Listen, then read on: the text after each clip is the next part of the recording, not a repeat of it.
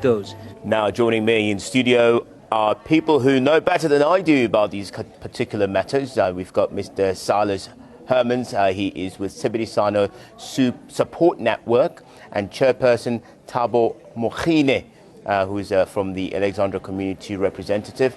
And also we have Katishi Masemola, who is the FAWU General Secretary. This is a very sensitive discussion.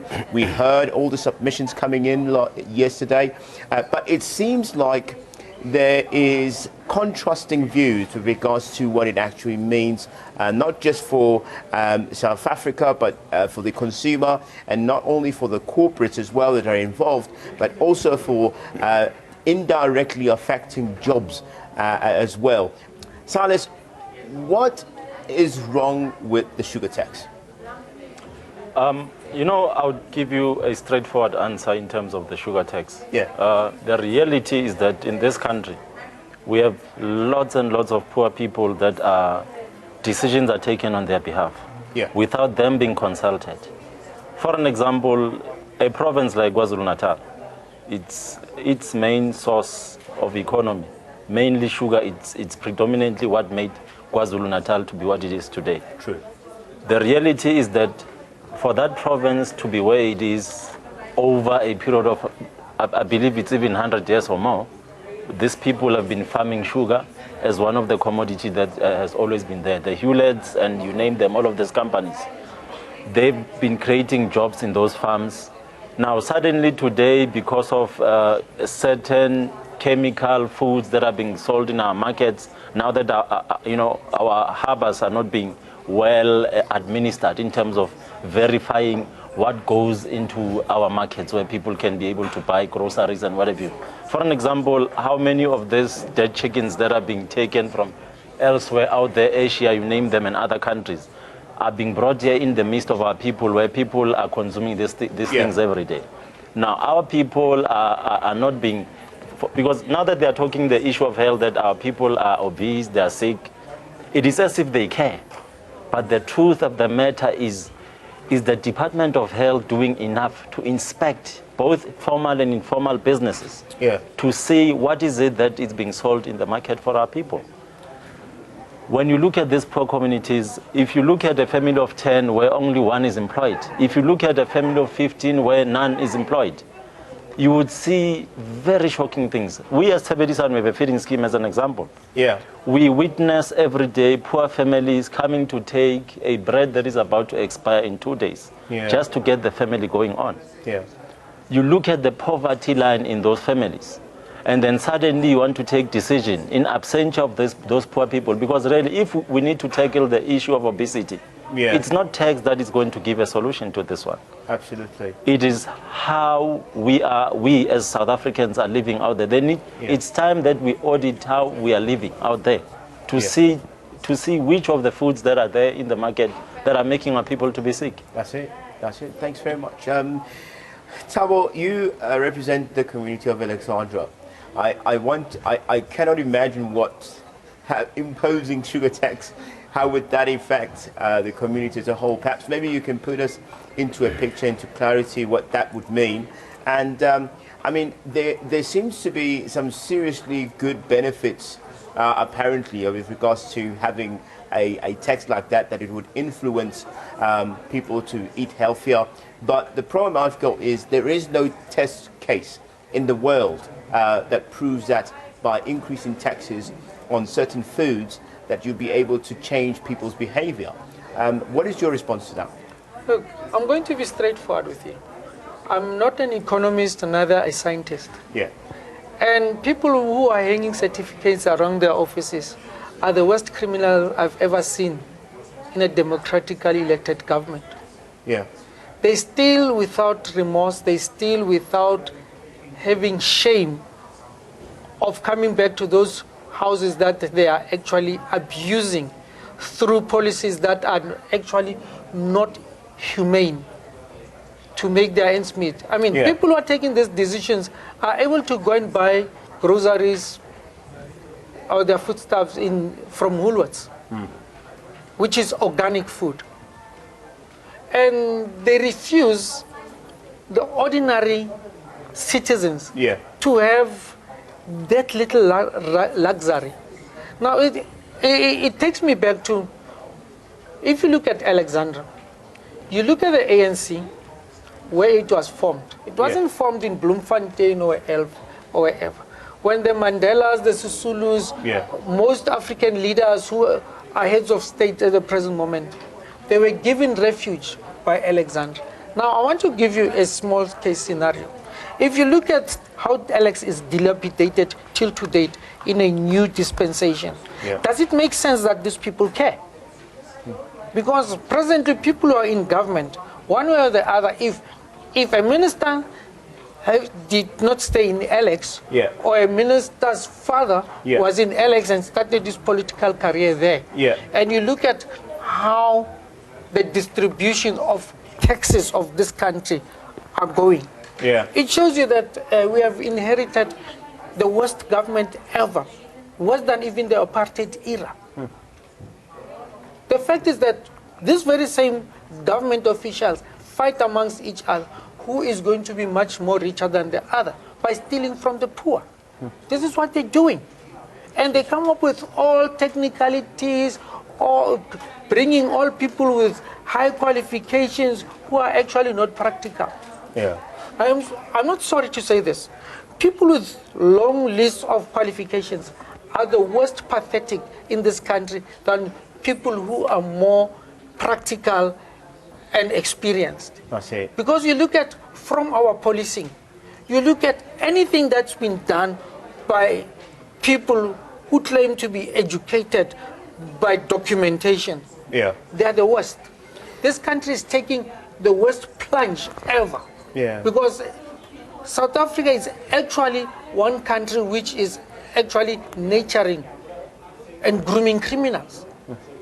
So we are a nation that is actually been born to be killed by our own democracy. But the proposal is a suggestion from the Ministry of Finance to try and, firstly, obviously, the health department is saying that we have this problem with obesity, and we have this problem with people who fall ill because of these products. And so they believe that by imposing this particular tax, it will assist people to eat healthier, and maybe prohibit them from actually consuming more of the goods that make them. I'm obviously, as you can see, I'm not qualified to talk about sugar, but you are far more qualified than I am. But I want to ask Faru, how would this, I mean, you're representing basically Labour, and these companies are saying, yesterday we heard some of the submissions saying that it will affect jobs. I think they counted close to about 6,000 jobs that could be lost. What is your position on this? Well, we have a problem twofold. One is the process side. Without meaningful dialogue, without engagement between government and stakeholders and social partners and communities, you are bound to have a product that will not enjoy a wider support. So on the process side, we have a problem, and that's why we're asking government, in particular the Treasury, to come back and consult all and sundry, because this is an important issue. On the content side, we're not convinced that this instrument, others are calling it blunt, is the right instrument to address obesity.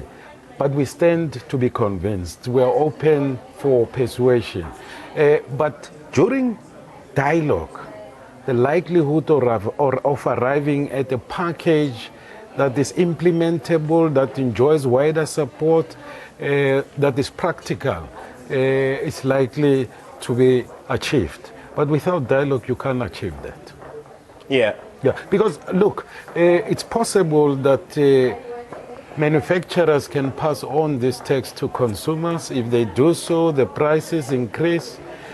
Some people, if indeed addiction is at play, some people may not forgo for as long as their pocket allows. So issues of elasticity. Some may reduce the level of consumption of these sugary drinks. But at the end of the day, we need to discuss, because if by admission of the Treasury, there will be job losses. You can't downplay that. Yeah. And jobs will be lost. Will they be created elsewhere? We don't know. That's why we need to discuss. And I agree, without meaningful discussions, the end product, the end product will be, won't be the right product, as it were. Let's talk about similar things that have happened. One of the most highly taxed products, which falls under what we call the sin taxes. You talk about your alcohol beverages, you talk about your cigarettes. There's significant proof in the United States and Europe that stopping advertising, for example, has helped quite significantly to drop the number of smokers that we have in the world. Particularly in the US, it's gone down by 20%. In the EU area, I think something like 14.5% as well. But the question is, does this not boil and play around people's lifestyle, as opposed to making choices about how I want to live, just as much as people decide whether they want to drink or consume alcohol or they want to smoke or not? Does that not play on those bases? And somehow, I don't know how true it is, but maybe people might feel that it's playing in controlling how people, their moral grounds and how they actually behave. Silas? You know, with the question that you are raising, it then brings in the picture of our Constitution. Yeah. I'm starting to now interrogate the Bill of Rights, where it speaks about discrimination. Yeah. The moment I look at you, and then I immediately in my head, because of you look well-fed, then I say you're obese, I have a problem. Africans in our nature, we have never been a Chinese size. Yes. That's a reality. And even if you were to take the two continents and put them together, you are talking about two separate nations who do not even look alike. So let me just hold on there. I think I've got Professor Hoffman. Professor Hoffman, can you hear me?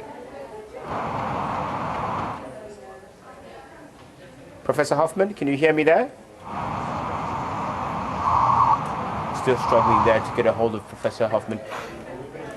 So as I was saying, you know, the moment you start categorizing people according to sizes, to me that's discrimination at its totality. Now again, the moment you sideline people who happen to be in the poverty line, not to put them in the table where discussions and decisions are being taken on their behalf, because of this tax that they want to impose or bring, is going to affect us maybe for the next 5,000 years to come. If we are the generation that is going to be blamed tomorrow to say why did they allow to widen the gaps of poverty? Because right now, even when we look at the level of salaries of the executives in this country, it's shocking.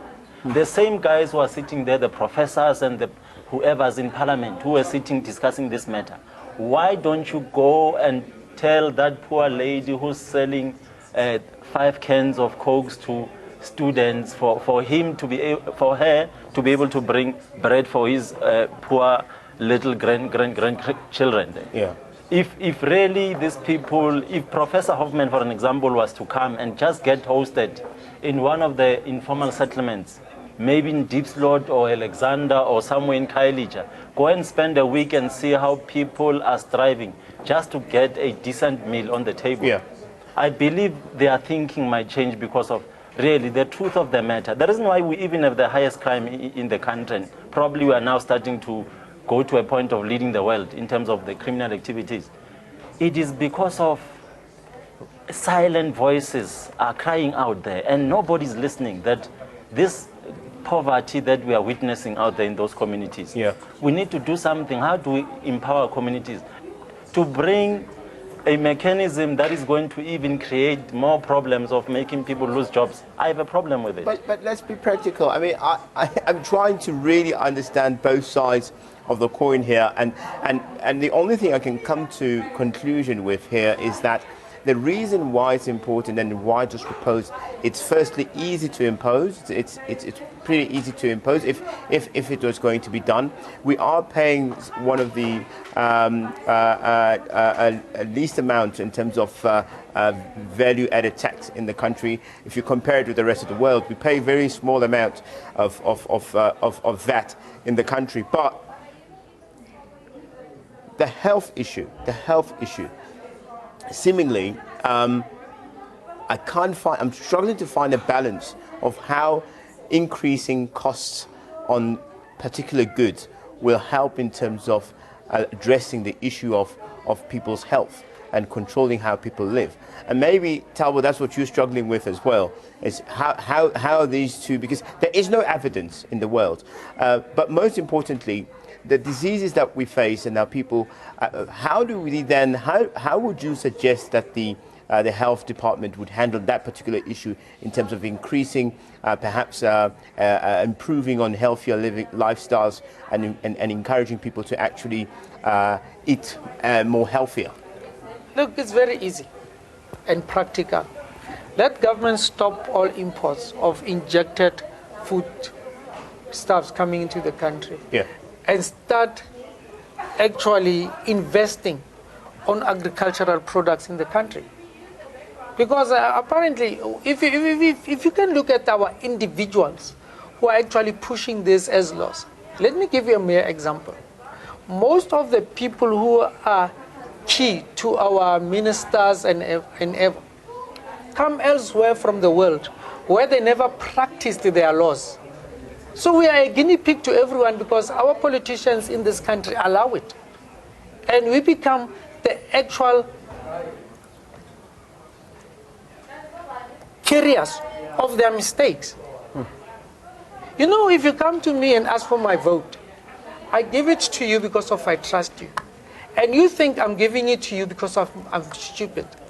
You must think again. Because if they haven't learned during the local government elections, they're going to be very surprised. Because we are now fed up. We are now sick and tired of their attitude. Yeah. You don't decide for us as a nation. You respect and you consult. Our government doesn't consult. You know, the only thing, the leading organization and its opposition, the only thing they fight for is that #1 address and the #1 office and nothing else. None of the politicians are better in this country. Whatever organization you come from. Yeah, yeah. They are so abusive that they think they're always right. Yeah. And they forget that when the democratic approach started, where it came from, this is where the second revolution will come from. Yeah. That will be Alexandra. That's quite scary. Because what they do, yeah. It's I wish one day we must come and visit Alex. There's an issue of title deeds which are supposed to be issued to property owners. Yeah. The so-called politicians who claim to be coming from Alex, what they do is to make Alexandra overpopulated. So as they go back and say, we don't know where to start. Let them give the original people what they can do. We can actually even run this country. I can make a better job than the acting National Police Commissioner in fighting crime. What they do is to go to meetings, eat too much, be obese, and point the finger. That's what they do. Wait. I don't want to get into trouble with the police now. No. Look, this is a fact, and I don't care, I can challenge any government official because this country is taking a dive because of their indecency of understanding what human beings are. Yeah. And it's very scary and it's very tiring. Yeah. And it must stop. There's elements that can be practiced, obviously, which are more practical. For example, we've seen what they've done in the cigarette industry, where they have warnings. We know that they do say that how many kilojoules of sugar are in every content of can of whatever. But those things are probably not visible. Do you think perhaps maybe we could think about a more practical way, maybe increasing the allocated space so that people know what they are actually consuming and how much of sugar and salt are in those particular products. Is that not a more practical way to warn people about health? Yeah, I mean, there has been some suggestion coming from both the industry and people who believe in practical solutions to the issue of obese, that you need to have as you say, clearer and bigger warnings on the containers. Yeah. You can reduce the level of sugar in these sugary drinks. You can restrict age for kids not to access easy access to these sugary drinks. So there's quite a lot that could be done. You can even reformulate entirely the content of these soft drinks. That's it. So that they begin to meet the concerns that are there on obese. But you can't just significantly shrink the industry and hope that these manufacturing jobs will be created somewhere. And that's our concerns as found. Yeah, and we have tested. I mean, we can always go back and see what the rest of the world has done and try and apply it. One of the things we mentioned just before we started the show was the programs in schools that have disappeared, which used to help us to become more healthier, to be more practical, you know. What happened there? What do you think is the reason behind us not getting education from that level, from a young age, about what to consume and how to eat vegetables and all those things? What has transpired? What have we forgotten? And maybe we want to look at a more practical way of dealing with this particular issue. You know, one of the solutions in terms of really, if we were to say now it's time we put all hands on deck. Yeah. By countering the challenge that we are facing in terms of health. Yes. Because honestly, the obesity issue is not a Department of Health only issue. Because one of the mistakes with our parliament in this country, issues are being categorized according to departments, and problems are being categorized in that fashion as well. Instead of all these departments coming together and say, what can we do in terms of to improve our health environment, both in communities, both in schools and institutions and in the workplace. Yeah. For an example, according to me, if really we were concerned about health and we were to then formulate a policy that speaks to the entire education fraternity to say, in all the subject streams, whether you're in the accounting field or science or general subjects, it should be compulsory that any additional subject that you must have, it should be sports. Whether you do netball or you do basketball or soccer or something else, physically you are being seen at school participating 24/7. But what Thabo was saying was that, you know, even with that, you know, you need the infrastructure, you need the school to have the facilities for those kids to be able to do that, and that's we're not seeing that, particularly in township schools. Hence, a lot of township parents are taking their kids into the former Model C schools. So, I mean, Thabo, that's also very difficult to administer. No, it isn't that difficult to administer. If you look at how much we are taxed in this country, you may say it's small, but if you look at how we are downgraded, we claim to be part of the international community. Let me give you a small case scenario. Yeah, I'm running out of time, but please. When there's a problem elsewhere in Africa, our military one takes off to take the money that was supposed to feed the nation to go and work, to go and deliver it elsewhere. Does it make sense? We want to be seen to be doing good in the international community whilst we fail at home, and we call ourselves a good government. It's pathetic. Yeah. And people who are sitting in good, posh offices with name tags, they're the worst. You know, it hurts when a person you trust undermines you and comes back to you and asks for your support and vote just to oppress you. Yeah. It's very pathetic. Thabo, I want to give you a last word. I mean, what do you think should happen with this text? Well, I believe that we need deeper discussions. There has to be multi-pronged, multidisciplinary approach to dealing with the issue of obesity. Yep.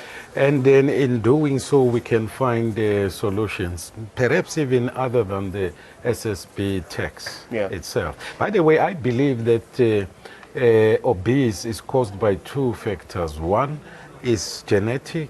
You can't do much about it. The other one, it's a question of lifestyle for those who are able to afford, but for the poor, it's socio-economic dictate. Listen, I'm going to take the second one because I think it is genetic. I think genetic.